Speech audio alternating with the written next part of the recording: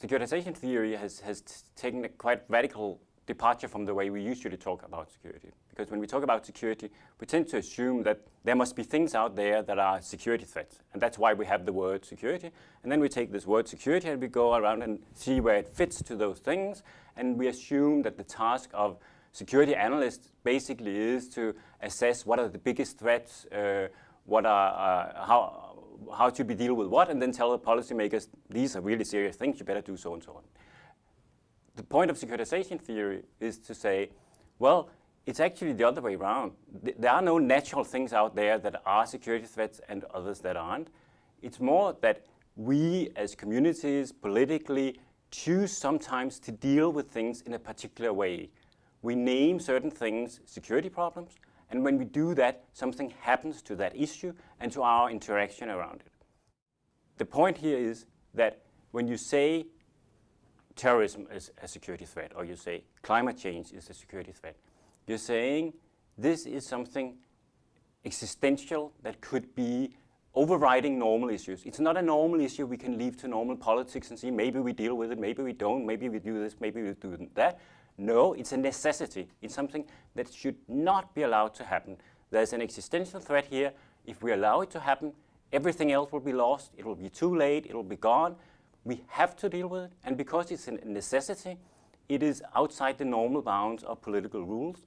And we therefore can allow extraordinary measures like war, political violence, secrecy in the way we keep documents. We all know that for reasons of security, so-and-so is not public and so on. We can have conscription, other measures we usually wouldn't do. We can violate international treaties and so on.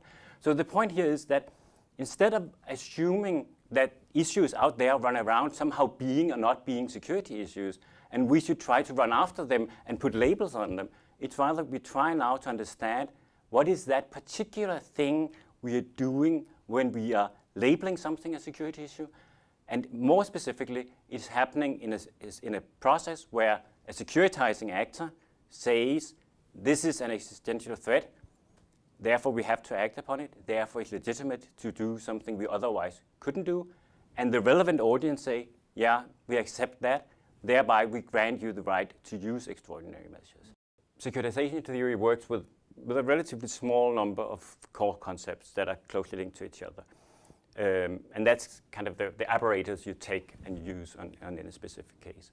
And they're also closely tied because they're all closely, you all mention all of them when you tell the basic idea of securitization. So the fact that a securitization is a situation where a referent object depicts an existential threat and justifies to the relevant audience the use of extraordinary measures. It all goes in one sentence, but you also have to pick each of the key concepts out and say, what was it we said here? We said there's a referent object. Something is depicted as existentially threatened. And that obviously has to be something we want to survive. It doesn't help to go out and say some nasty bug is existentially threatened. Then people say, great. You can't justify extraordinary measures in that. It has to be the nation or the state or freedom or our future welfare. It's something where people say that has to survive. That can't go. Therefore, you can justify extraordinary measures.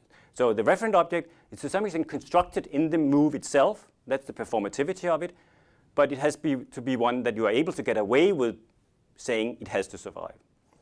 A key concept in the construction, which has maybe gotten too little attention in the early versions of the theory, but I would today say is maybe the most important, is the audience. Because it's not just a matter of threat speak. Anyone can stand up and say this or that is a threat. Something happens at the moment where an audience accepts that because of this threat, alleged threat, they are willing to accept that we go to war, keep secrets, shut down this debate, make whatever extraordinary measures we otherwise you wouldn't do. So the crucial decision is in some sense taken by the relevant audience. A lot of people take then the audience to mean the democratic public and say therefore the theory can only be used in the West or something like that. No, the relevant audience can be very different depending on what kind of issue it is, what kind of political system it is. Maybe in an autocratic system, the ruler only has to convince an inner circle of 20 generals around the table, but if they usually would do this, and he suddenly said, now we have to do that, if he would say, we have been doing so for until now, but now we should invade Kuwait, then he would still have to make an argument that is beyond the usual justify something extraordinary like invading the neighboring country.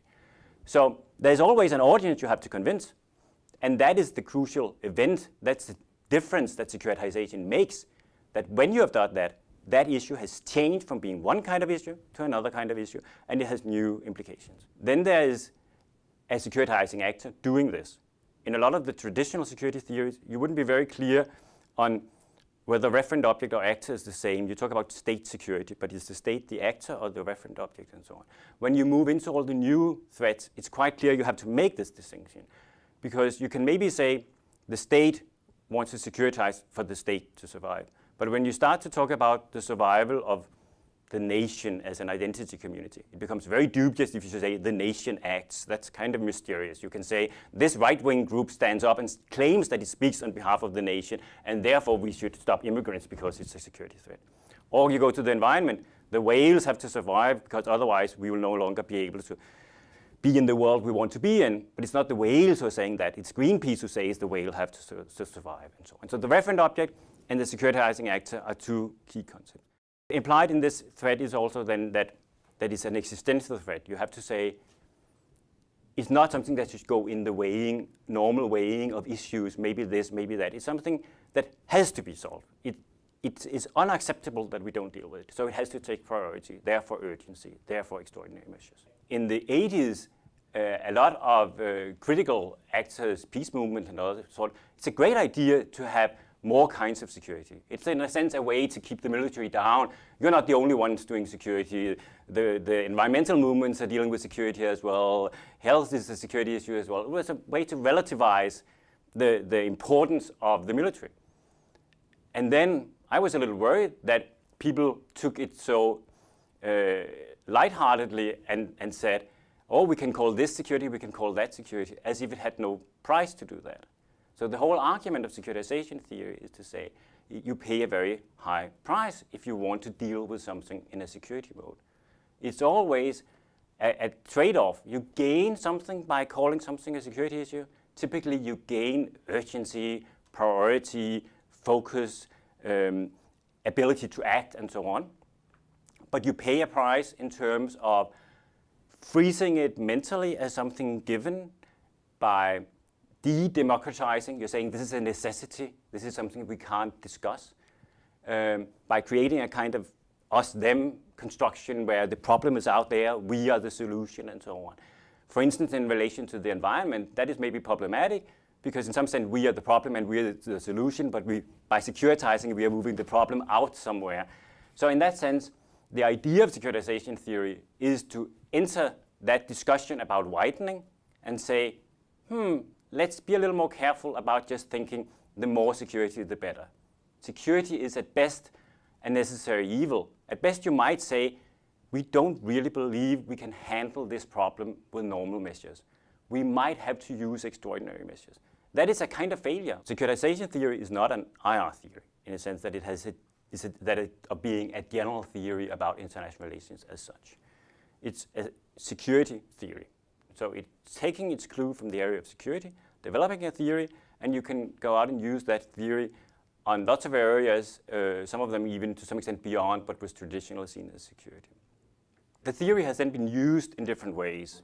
A lot of people have used it on specific case studies and saying, let's see what happened in the escalation of this conflict, how actors on one side started to depict an existential threat from the other side, justifying extraordinary measures. Maybe you even study the whole conflict constellation, look at the other side, see how they build up a security construction that justifies extraordinary measures. You might even go on then to try to see what do you do about this conflict. Can you de-securitize it, as you would say in the language of the theory, take it out of the security framing, and thereby maybe get it one notch down.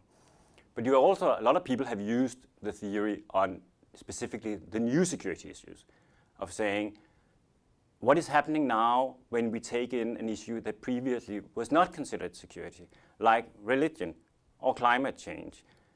What happens when issues that are very unlike the old security issues suddenly get into the security framing?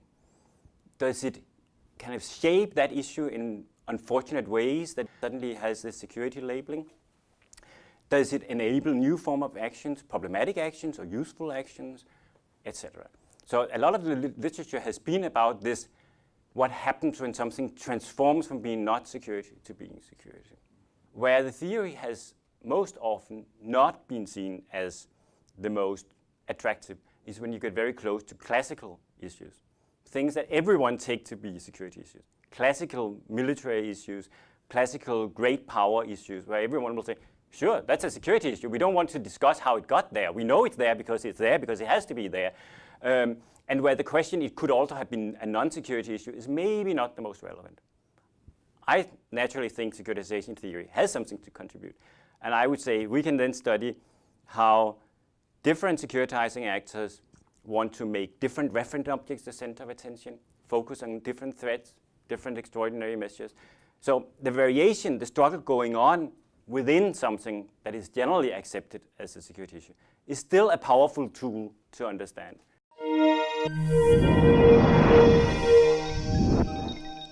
Get more from the Open University. Check out the links on screen now.